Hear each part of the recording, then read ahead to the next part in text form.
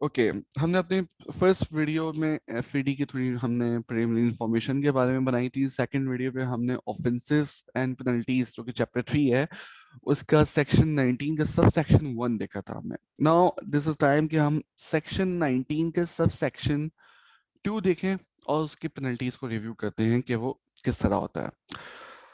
Okay 19.2 में वो कहते हैं कि अगर आपने कोई डिक्लेरेशन और सर्टिफिकेट जो है वो साइन करा है जो कि इनकम्प्लीट है या फॉल्स है या इनकरेक्ट है, आपने किसी भी चीज़ की डिक्लेरेशन दी है कि अपने बिजनेस के बारे में या अपने बिजनेस के इंफॉर्मेशन के बारे में या अपनी सेल्स के बारे में आपने कोई डिक्लेरेशन दी है या कोई सर्टिफिकेट इशू करा है और उसमें जो इंफॉर्मेशन है वो या तो मुकम्मल नहीं है या झूठी है या आपने जो लिखा है वो सही नहीं है, तो इस तो ये सबसे पहले हम इसकी पेनल्टी हम बाद में देखते हैं। सबसे पहले हम इसको डिस्कस कर लेते हैं।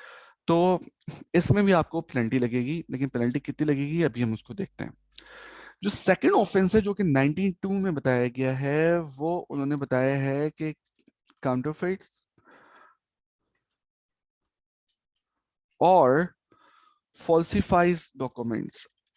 अब ये फॉल्सिफाइज डॉक्यूमेंट्स कौन से हो सकते हैं? आपने अपनी प्रोडक्शन कैपेसिटी कम दिखा दी, आपने कोई भी ऐसा डॉक्यूमेंट अटैच करा है जिसमें आपके इस साल की कोई इंफॉर्मेशन गायब है, और या तो आपने इंफॉर्मेशन जो दी है उसमें आपने टोटल प्रोडक्शन को कम दिखाया है किसी भी वजह से, अकाउंटिंग की मैनिपुलेशन करके किसी भी वजह से आपने काउंटरफिटिंग करी है, तो ये भी आपका ऑफेंस आता है सेक्शन 19(2) में। थर्ड जो ऑफेंस है जो कि सेक्शन 19(2) में आता है वो है फेल्स और refuse to give any information और प्रोड्यूस एनी डॉक्यूमेंट।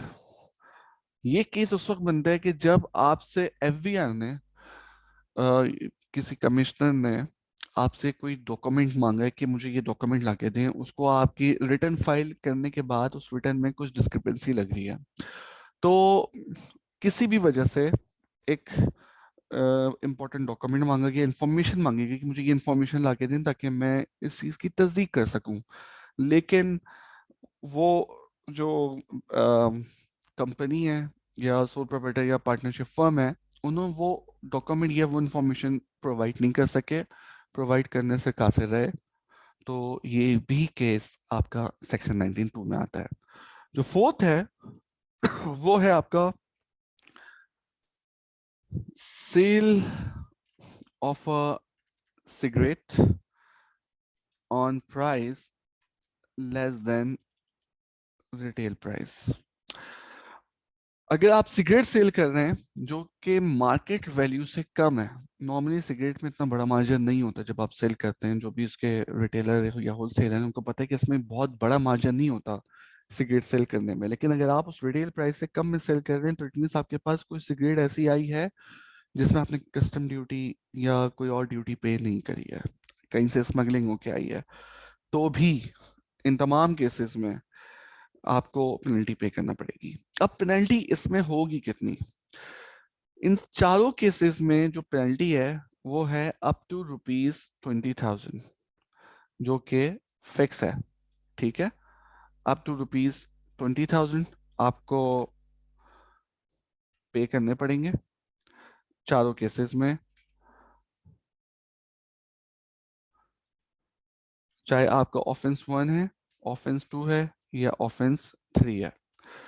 लेकिन यहाँ पे एक जो प्रॉब्लम है वो है नंबर 2 के साथ।